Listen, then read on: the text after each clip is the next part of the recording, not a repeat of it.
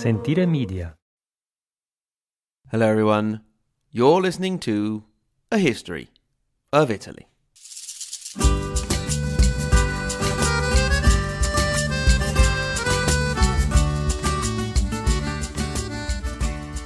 Episode 79, The Prisoner King and the Rest of Frederick II's Boys.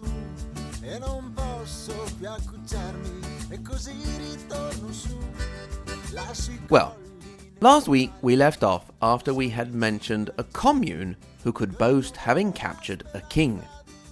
Now, I imagine that you couldn't sleep this week wondering what commune and what king I was talking about. Well, although we had left off before the recap in 1250 with the death of Holy Roman Emperor, King of Germany, King of the Kingdom of Italy, King of the Kingdom of Sicily, and King of the Kingdom of Jerusalem, Frederick II, we need to take a step back to tell the story of his sons. Let's start with his favourite, Enzo, which was a nickname that in some strange way came from Henry Heinrich, but let's not worry about that. He was Frederick's illegitimate son from a noblewoman, Adelaide of Urslingen. Enzo was a chip of the old block, strong, handsome, with long blonde hair and blue eyes, a brave and competent warrior who was adored by the ladies and adored them in return, and also adored by his father. I imagine him a bit like the Beast in the Beauty and the Beast cartoon after he changes back into a prince, but perhaps with a more intelligent look on his face. He was so much like Daddy Frederick that, if you remember his father's passion for falconry, they called him the Little Falcon. Now, I'm a little bit disappointed in myself at having missed a reference when I was talking about Frederick. Let's see if you get the reference, and if you do, then get in touch via email, Facebook, Twitter, or better, Carrier Falcon. I'll be glad to have one of those. So, we have an emperor who obviously is also king, who is an expert on birds. So, I can just imagine someone asking him, "How do you know so much about falcons?" And Frederick answering, "You have to know these things when you're an emperor." Anyway, to make a long story short, or better, a medium story short, in 1238, while Frederick was still alive and well, he married Enzo off to Adelaide, a Sardinian widow who was also a giudicessa, a judgess of one of the 4 judgedoms of the island of Sicily. And that was where Enzo's claim to calling himself king lay. You could therefore consider it null and void by 1246, when the wife requested and obtained an annulment, citing frequent adultery. So here also we see that father and son shared hobbies. The Pope, who, as did previous popes, hated the House of Hohenstaufen, was more than glad to oblige the lady. Enzo kept on holding the title of King of Sicily, which his father had made up, until his death, but the title was born and died with Enzo, for the moment at least. Now comes the part that connects back to the whole commune business, and in particular the struggle between Modena and nearby Bologna, in the modern-day region of Emilia-Romagna, of which Bologna is the regional capital. Now, Bologna was against the emperor, while Modena was an ally. Therefore, when Bologna threatened Modena, Frederick sent his son Enzo, by now an experienced warrior, to aid Modena, as well as another of the emperor's illegitimate sons, Richard. Now, the main way to get from Bologna to Modena was to cross the Panaro River, and the main bridge over said river was guarded by the Modenese, by Templar knights, would you believe? Anyway, rather than engage a battle over a guarded bridge, which is never really a great idea, the Bolognese started to build a bridge in another position. Enzo found out about this, and being a proactive kind of guy, he went to attack the engineers building the bridge. At this point, the rest of the Bolognese troops crossed the river with their foot soldiers and attacked Enzo's troops on the flanks. Now, the only thing he could do was to order a retreat. Things in the retreat got a bit messy, and rather than head back to the safety of the walls of Modena, Enzo stayed behind with some knights to guard the retreat. The Bolognese overcame them and didn't pass up such a golden opportunity, and they soon held King Enzo captive. As soon as his father Frederick heard of this, rather than try the diplomatic route, he sent heavy threats to the city. They were not moved, and 2 years later, the emperor died. Enzo stayed in Bologna until his death around 24 years later.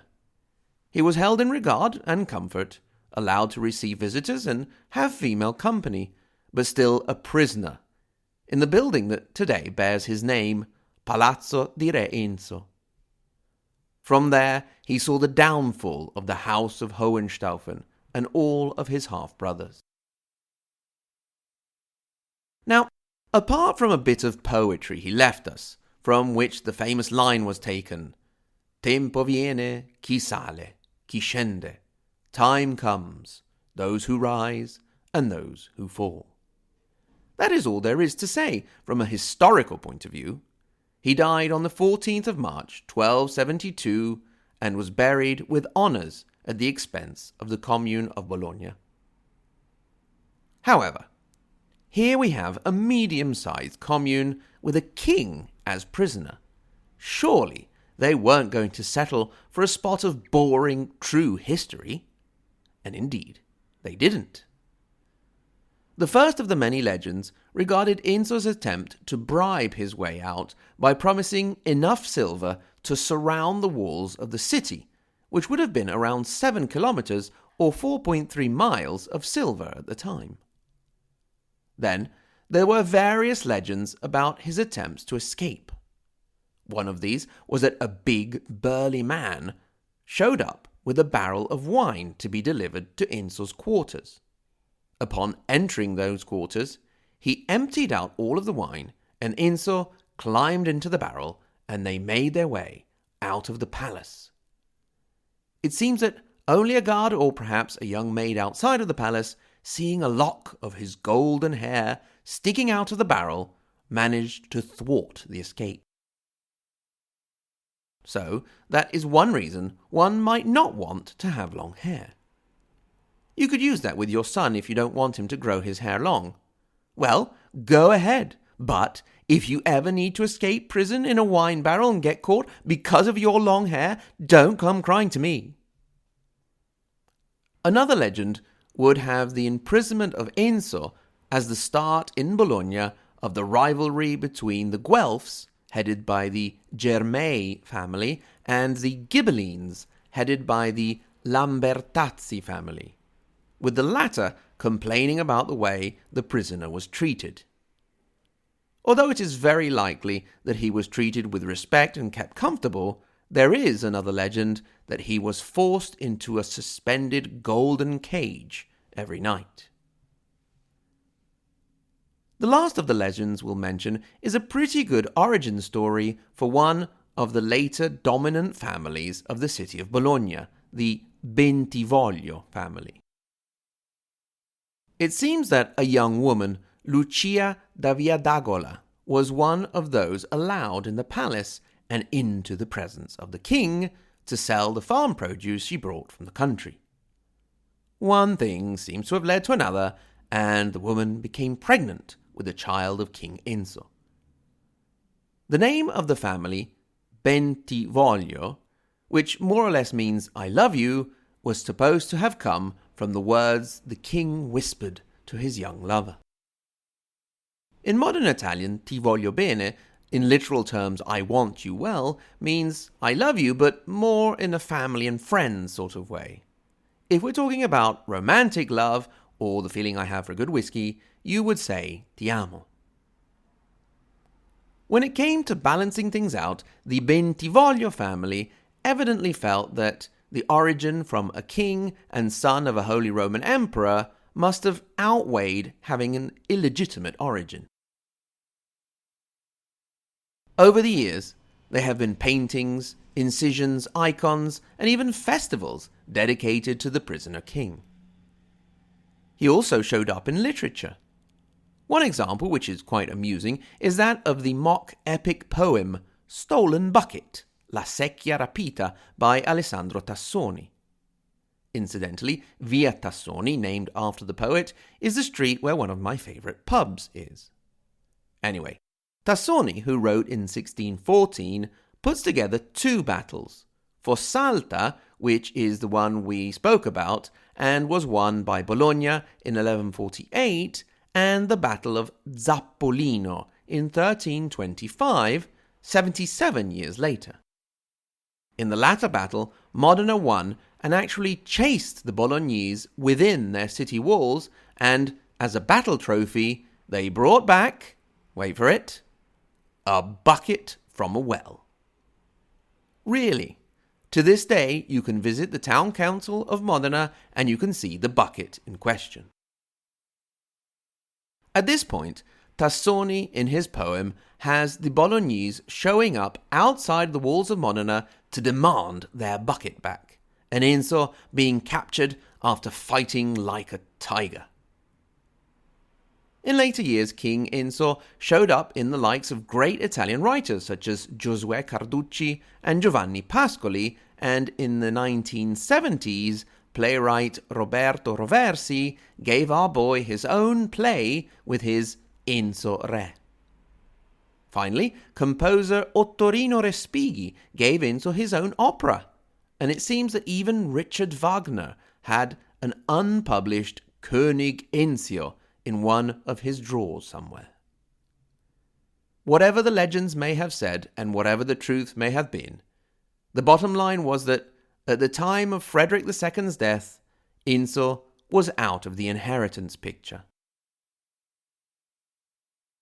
The main successors to Frederick II on the legitimate side were Conrad, who was 23 at the time of his father's death, and another Henry, who was 12.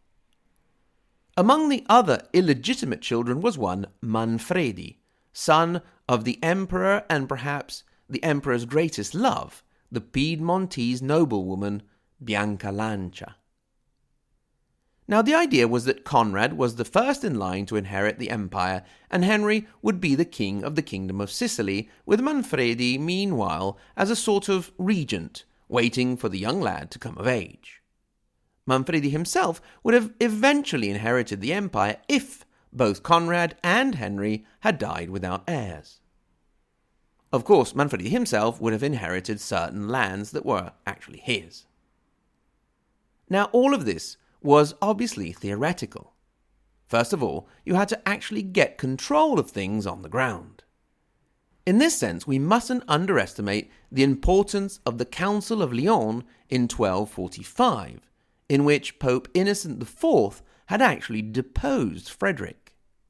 This meant that if anyone, German noble, northern Italian city, southern Italian city, and so on, needed an excuse to rebel against imperial authority, here it was, and supposedly from God himself. That's exactly what happened. The German nobility rebelled, as usual. The northern communes kept on with their side-switching, with many heading to the Pope's camp, and in Sicily there was even an attempt at something similar to a league. Add to all of this the fact that the papacy was now bent on eradicating the Hohenstaufen from the face of the earth, and you get a pretty complicated situation for Frederick's boys. First of all, however, they would have to A, stay alive, and B, get along with each other. And, as we'll see next time, that wasn't going to be easy for them.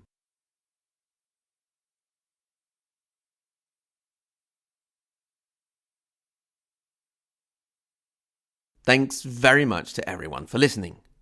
Thanks in particular to my Patreon supporters, to the Matilde di Canossa and Giuseppe Mazzini level supporters, Aaron W., Benjamin, Deborah S., Eric R., Lorenzo, Maddie, Mattia, Paul, Scott, Thomas and YR, and to the Margherita Hack and Galileo Galilei level, Anthony G, Brandon S, Celane, Daniel C, Dean V, Eric W, Gordon Z, Greg, Ignazio, Caitlin, Kevin, Marxist, Leninist Sicilian, Reactionary Venetian, Roberta D, Rodney N, Scott L, Shelby, and Stephen, and the Tippy Top Wonder Group, Maria Montessori and Dante Alighieri, Sen, Paolo, Lisa K, JW, and Andrew M.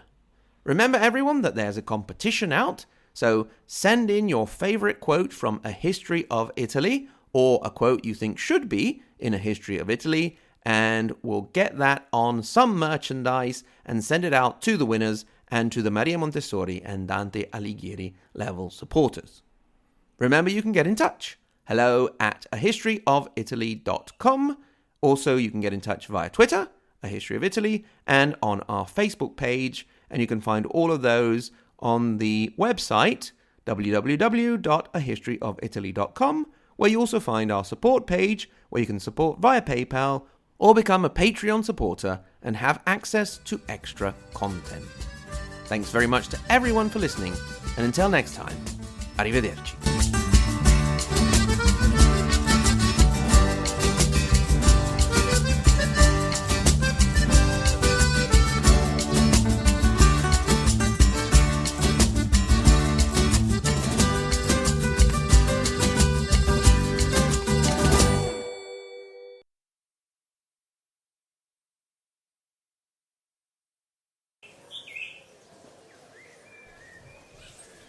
Have you heard there's a king being held in the new palace?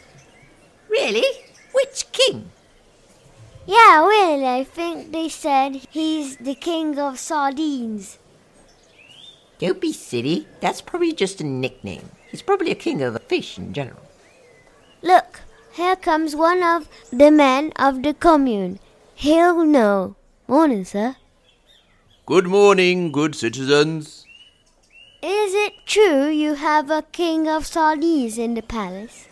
You mean King of Sardinia? Well, yes, but he's not really a true king. I heard they call him the little falcon because he can transform into a frog. Well, that would be silly. If he were to transform into anything, I suppose he would transform into a falcon. Aha! So he does transform. Is he a wizard as well as the king of fish? No, good people. I heard he got a girl pregnant. How could he? He's been locked up. He got my uncle pregnant. Your uncle? Well, he got better. He's not pregnant anymore. Ah! The falcon frog fish king must have eaten your uncle's baby. Really now? That's horrible.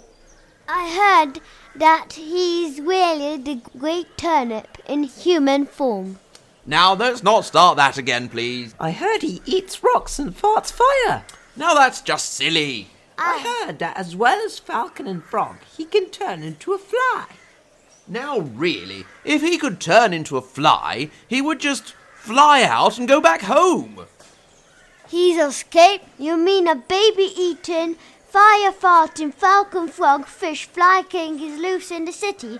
We're all going to die. Who will think of our children?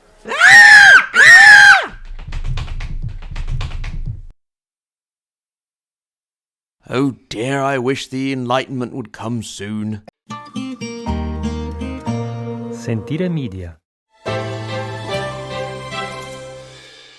Hey, podcast producers and show hosts. Do you want to join a podcast network that celebrates all things Italian?